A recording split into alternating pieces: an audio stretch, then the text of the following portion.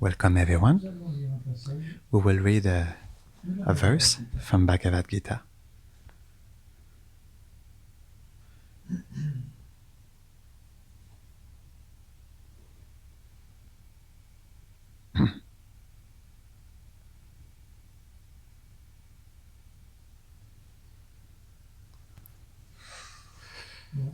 So, chapter 10, verse 39.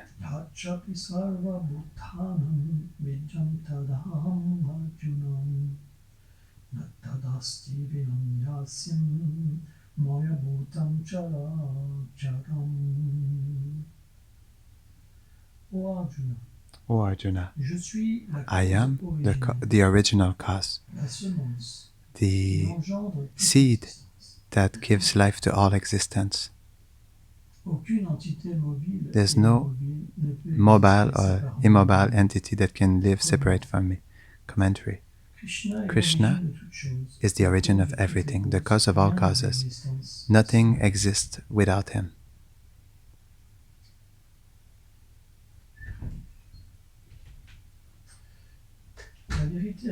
The absolute truth is the substance by which everything exists. But for whom does it exist? Everything comes by him and everything exists for him. This is the principle of the absolute truth. And at the same time, because this truth comprises everything, it is love, it is beauty, it is power, it is knowledge, it is renunciation.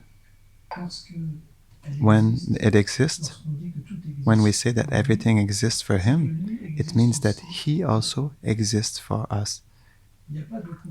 There's no conception of selfishness. Selfishness exists when we are cut from the source.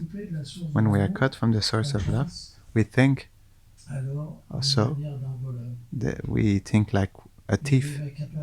I will take something for myself, and then everything becomes hidden.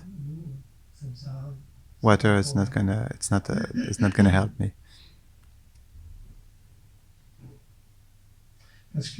Because when there is the relationship, there is naturally a platform that is very dynamic. If you're in front of something that is unlimited in beauty and that loves you unlimitedly, you have trust. Because this person is perfect. You can give yourself completely. We cannot have selfishness. On the opposite, the ego in its true substance means I'm giving myself. Because what is in front of me, it gives himself completely to me, so I can give myself completely to him also. This is love. And in this material world, we cannot find this. We can find it in some way, but it's too small for us. It doesn't last. Everyone fell in love. Finally, this love, it becomes smaller and smaller. It disappears. It becomes stagnant. It doesn't increase. It cannot be unlimited. So at one point, naturally, we cannot be attracted by something else or on any other beauty. That's why people, they are cheating each other. They divorce because at some point we went around. We experienced everything. It's a reality. Some people, they divorce 8 times and they get married 8 times. Some know 200, 300 partners because it is not something that is unlimited. But the soul is made to meet this substance, this person that does no limits. This is what we call Krishna. This is why this absolute truth, since it is perfect, it can also express itself to us. The infinite can express itself to the finite. And this is what is wonderful. The Vaishnav conception is wonderful for that, is that although we are small, we can be empowered to understand the infinite. but in other spiritual conceptions. We must lose our identity to understand the infinite. Or the infinite cannot reveal itself to us. It can create a plane of existence for us that we call Brahman, but he is on another platform. But the Vedic conception is a little different. We see that the infinite can reveal itself to the finite because it can give the power to the finite. And this is logical.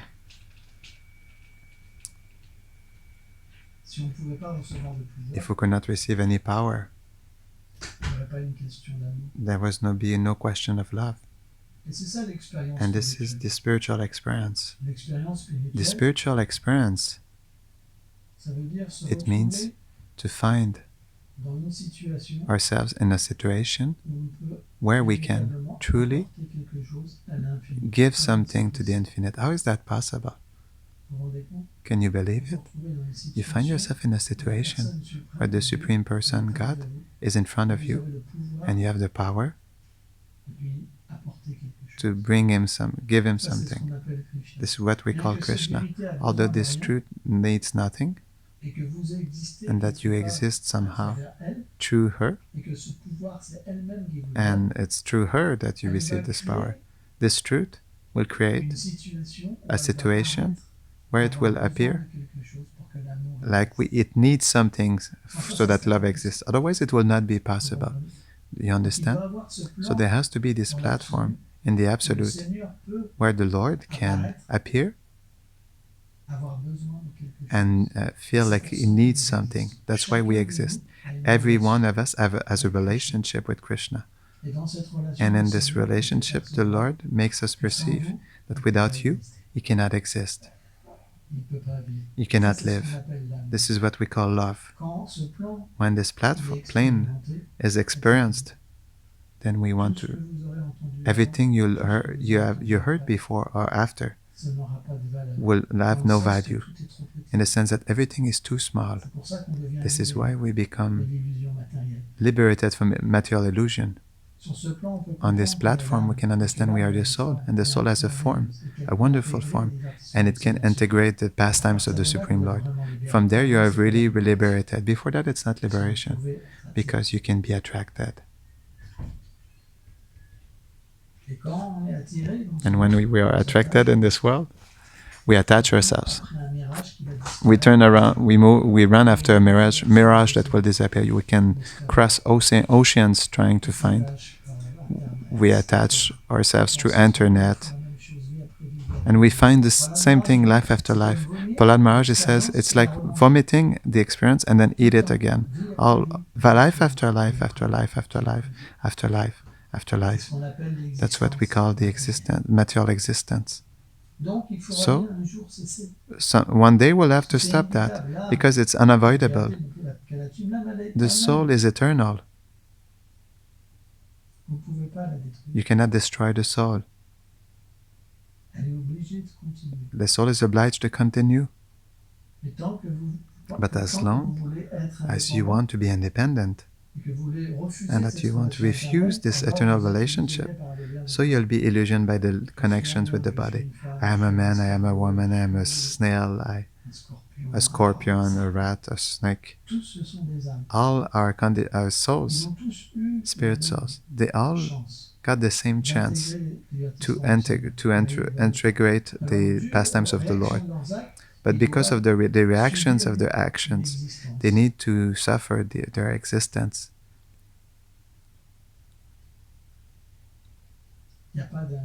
There's no injustice. Everyone receives what he sows. You can learn how to act properly, as you can refuse the laws also. For example, some French people, they made French laws. That doesn't mean that's not because they made laws. But they made laws, but some laws, they are universal. You can, the fire burns, water you can get drowned. So there are some laws, and there's some results that brings reactions in our life. In the same way, in these laws, there's a way of mating, of eating, of acting. And if you act in such or such way, these divine laws, they sanction everything and they give reactions. That means that in the next life, according to your activities in consciousness, you prepare another life. And you can degrade yourself or you can evolve. That's why the material world is composed of 14 planetary systems, and they have different levels of consciousness. Each planetary system you can reincarnate yourself and experience more happiness or more wisdom or more suffering, or half.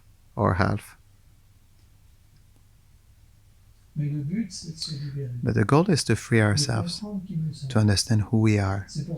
This is why this truth can also address itself to us and tell us who she is and who we are. Otherwise, what is this truth? You understand? If the truth doesn't have that power, then it's not really free. If the truth is not free, then what is it? We worship something who cannot tell us who we are. We cannot express ourselves fully with it.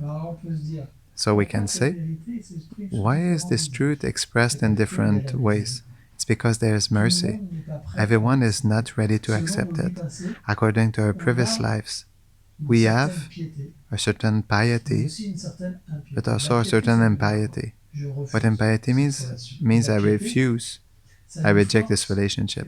Piety pushes us to pray because we have an understanding that there's something higher than us, and without that, we cannot get out of illusion. And since the relationship is not full, we cannot perceive who God is and have a relationship that is pure. So at the beginning, we accept a relationship with the Lord with interest connected to the body, connected to your consciousness. And you will accept naturally a path, like a business, like a political party. Certain person present himself to the election and he said, I promise you this, I promise you that. In the same way, spirituality, when we are imperfect, it's the same thing. We choose because it vibrates with us, because it isn't. But it has nothing to do with our eternal reality. Our eternal reality is much higher than this in a pure state. But in this pure state, the truth can also express itself. When we accept in this way, then we can also express our own truth as it is. And one day will bring what we call prema, pure love of God. This is our goal. Our goal is not mystic powers that we can develop mechanically through breathing, opening the chakras. This is the subtle body, it has nothing to do. Even higher than this, this is a conditioned state in the material world. This is why, in this age, we were given a simple mean to attain this realization. Harir Nama, Harir Nama, Harir Nama Kevalam. If we chant without offenses, we can realize God, His form, His name, His attributes, His pastimes, and our own name, form, qualities, and our place in His pastimes. We just need to chant because the name of Krishna is Himself, and Krishna and His name, it's absolute, it's not different. For example, if I take the name Jérôme, we have a Jérôme here. We know him well. If I chant Jérôme, Jérôme, Jérôme, Jérôme, Jérôme, if I met him before, I can say, yeah, this is Jérôme, but if I never met him, through the name, he's not going to appear. He will not say, hey, how are you? You understand? Through the name, Jérôme will not fully appear. And once his form appears in front of me, his attributes, his activities, and I will not come in this world, in His world, because it's material. The world is material, and it's full of powers. But the name of the Supreme Lord has this power. There's two kinds of names, primary and secondary.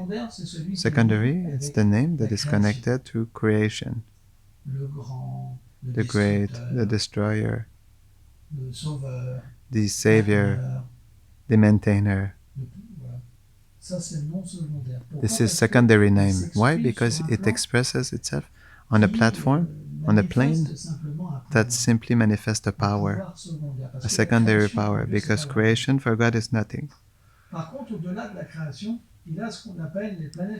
But beyond the creation, there is what we call the Vaikuntha planets, who are His eternal residences. And in this place, the Lord has different forms. Why? Because already the Lord is not limited. He can take as many forms as He wants, even if He stays humble. The proof is that He stays in the heart of Paramatma. So He can see the Lord in His heart. The Lord accompanies the living being in his heart. This is a partial manifestation of the Supreme Lord. We call that the Super Soul. But the Lord, in His full form, complete form, also has activities in His eternal planets with His devotees. And He explains that in this world there's no matter. Even the tables are persons. Even the jewels, even the clothes. Why? Because the only substance that exists is love. Everything is eternal, full of consciousness and bliss. Satchitananda. And in this world, we can truly be introduced through the holy name. When we chant the holy name, when we chant purely, humbly, we can be taken, brought into this sphere, this eternal sphere. This is the meditation of a Vaishnava. A Vaishnava, he meditates on his eternity. This is why he doesn't have any more problems in this world. Because he lives in the truth. He doesn't look for anything. And what he experiences, this love, is really something that satisfies him deeply. Unless we are on this platform, we look. We're still looking. We're searching. Even the experience of Brahman, it is explained. It is just like the footprint of a calf next to the ocean. It's very small. Although we can immerse ourselves into love, this love is passive.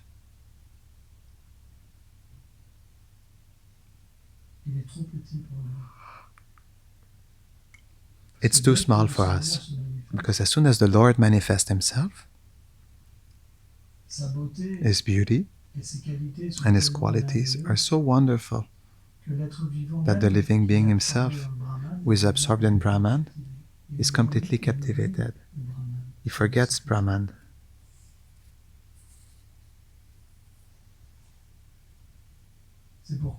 This is why, by chanting, we can purify ourselves. By chanting, we can develop qualities. We can become a good person. And also, we can even experience the platform of Brahman, even experience the platform of the Super Soul, Paramatma, but the Bhagavat platform. And only in the Bhagavan platform can we know ourselves and know the Lord. That's why we're still looking, because this is our goal, Bhagavan. When we reunite with each other, is to chant, because the one who chants the holy name even once, the Lord never forgets him, because he considered that this one called me, he called me by my name. So it is just a question of time. Krishna will come to take us. It's just a question of time. And when we speak about coming to take us, it's not about the heavenly planets that are temporary. Because the Bhagavad Gita explains that when we attain the heavenly planets, when all our pious activities are consumed, we come back in the earth. on the earth to take human form. It's not eternal. Of course, there are thousands and thousands of years because the time is not the same. For 6 months here, it's one moment there. Because the more the sphere are elevated, the more the time is different. There are 4 yugas. One yuga, the smallest, is 432,000 years. Multiplied by 2 means the second age. Multiplied by 3 is the third age. Multiplied by 4 is the fourth age. And these 4 ages, when you put them together, and you multiply by 1,000, you have 1 day of Brahma. And you have to add the same for 1 night. So the time, it's incredible how much it is different. And the more there is suffering, the more it is quick. Because if we do wrong activities, we can also take birth on planets where there's more suffering. So we can tell ourselves, this is disgusting. No, because the soul is not subjected to suffering. When you see a big werewolf running after you, you're afraid. But when you wake up, the werewolf disappears. You understand? You say, oh, it was just a dream.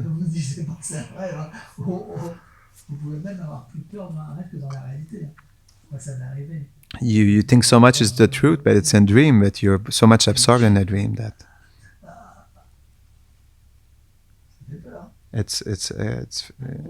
we can be afraid, you know. It's scary. In a dream, we can see werewolves and all kinds of monsters.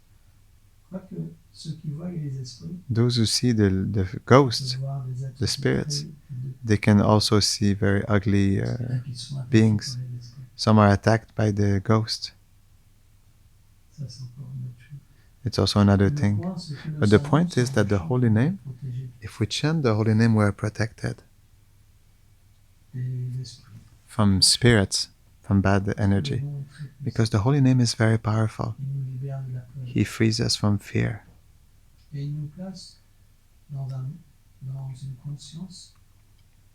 And in our consciousness, He places us. He gives trust, places trust in our heart. And also, He places us on a platform where we stop looking.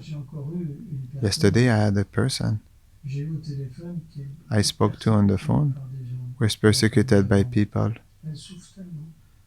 They suffer so much. But still in one instant she could be liberated. Because people who attack us, it gives an effect if you attach too much importance on it. But if your life is inside, and we have an inner life, you're spiritualist, everything which is outside does not have much importance. It cannot destroy you. It can only destroy you if you have a life like a materialist. As soon as inner life appears, that disconnection with Krishna comes in our life. What do small living beings can do? Even if he hits us. And also, we can understand that we receive help. We're personally protected because this Lord is in the heart of everything. So there's really a relationship which is active. A devotee can really see who the Lord is, how He is.